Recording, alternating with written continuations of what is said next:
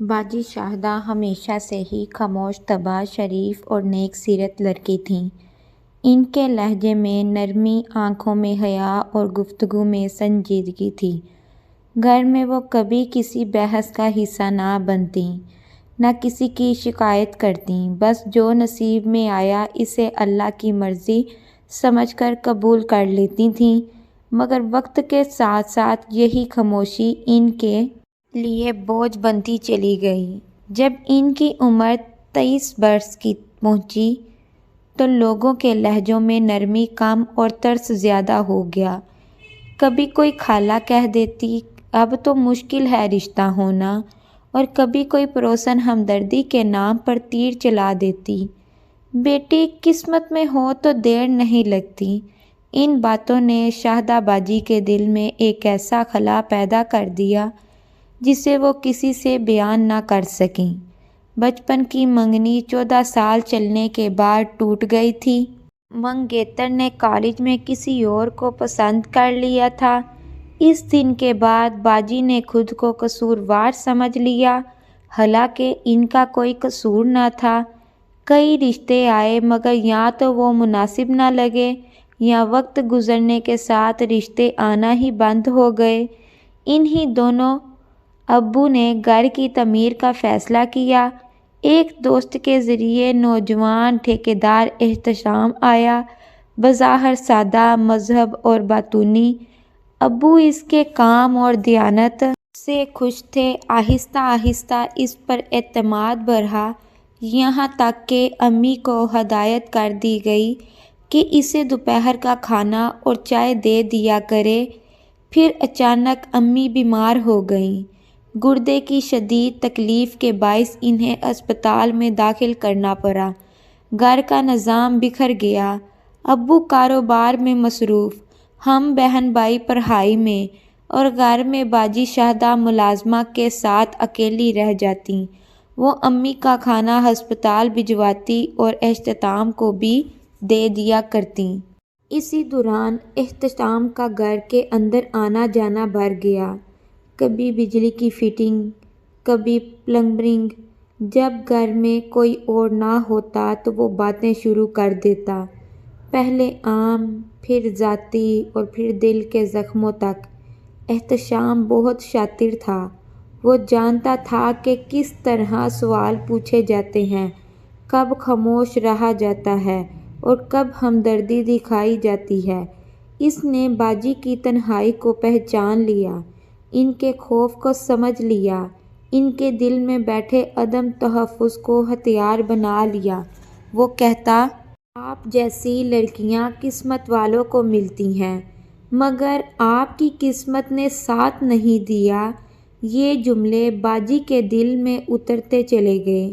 وہ پہلی بار کسی غیر کے سامنے روئیں، پہلی بار دل کی بات کہی، اور یہی ان کی سب سے بڑی کمزوری بن گئی۔ رفتہ رفتہ احتشام نے شادی کا ذکر چھیڑ دیا۔ اس نے خوف پیدا کیا کہ اب عمر نکل چکی ہے، خاندان کبھی غیر میں رشتہ نہیں مانے گا، اور اگر یہ موقع ہاتھ سے نکل گیا تو وہ ساری زندگی اکیلی رہ جائیں گی۔ اس نے محبت نہیں بلکہ خوف کے ذریعے انہیں قابو کیا۔ آخر ایک دن اس نے تجویز دی کہ وہ کسی بڑے شہر جا کر کورٹ میرج کر لیں۔ باجی پہلے تو لرز گئیں، یہ خیال ہی ان کے لیے قیامت تھا، مگر تنہائی، خوف اور جھوٹی تسلیوں نے مل کر ان کی عقل پر پردہ ڈال دیا۔ انہوں نے ہاں کر دی۔ فرار کی رات آ گئی۔ وہ رات غیر معمولی طور پر خاموش تھی، چاند بادلوں میں چھپا ہوا تھا۔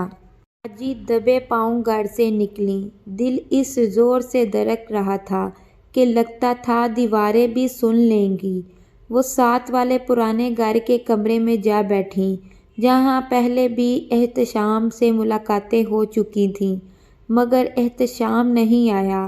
اچانک کھڑکی سے کوئی بھاری چیز اندر آ گری۔ زوردار آواز سے باجی کا دل دہل گیا۔ وہ چیز ایک بوری تھی۔ بوری ہلی تو اندر سے کہرانے کی آواز آئی، باجی کے ہاتھ کانپنے لگے۔ اسی لمحے دروازہ کھلا، احتشام اندر آیا، مگر وہ پہلے جیسا نہیں تھا۔ اس کے چہرے پر ہمدردی نہیں، صفاقی تھی۔ اس نے بتایا کہ بوری میں ایک زخمی مزدور ہے جو اس کے کسی جرم کا گواہ بن گیا تھا۔ وہ اسے رستے سے ہٹانا چاہتا تھا۔ اس لمحے باجی پر سچ کھل گیا۔ یہ محبت نہیں تھی، یہ دھوکہ تھا۔ یہ شادی نہیں تھی، جرم میں شراکت تھی۔ انہوں نے بھاگنے کی کوشش کی، چیخیں، ہاتھ اپائی، شور، محلے کے لوگ جمع ہو گئے، پولیس آ گئی، مزدور بچ گیا۔ اور سچ سامنے آ گیا، احتشام گرفتار ہو گیا۔ معلوم ہوا کہ وہ پہلے بھی کئی لڑکیوں کو اسی طرح پھانس چکا تھا۔ باجی شاہدہ کو ہسپتال لے جایا گیا۔ وہ جب ہوش میں آئیں تو ماں ان کے سرہانے بیٹھی تھی۔ آنکھوں میں آنسو تھے، مگر نفرت نہیں۔ ابو نے صرف اتنا کہا، بیٹیاں اگر غلطی کریں تو باپ دروازے بند نہیں کرتا۔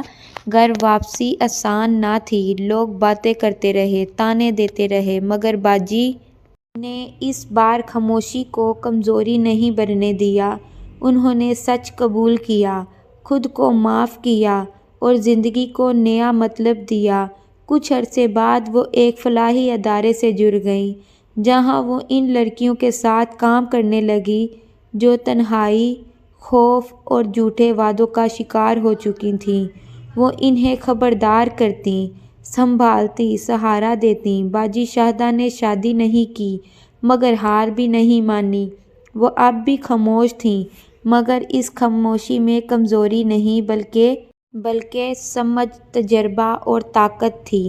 اخلاقی سبق: یہ کہانی ہمیں سکھاتی ہے کہ تنہائی میں کیا گیا فیصلہ زندگی بدل سکتا ہے۔ ہمدردی کے نام پر آنے والا ہر شخص خیرخواہ نہیں ہوتا، اور سب سے اہم بات یہ کہ غلطی کے بعد بھی واپسی کا دروازہ بند نہیں ہوتا۔ اگر کہانی اچھی لگی ہو تو اس کو لائک، شیئر ضرور کریں، اور ہاں، ہمارے چینل کو سبسکرائب کرنا نہ بھولیں۔ شکریہ۔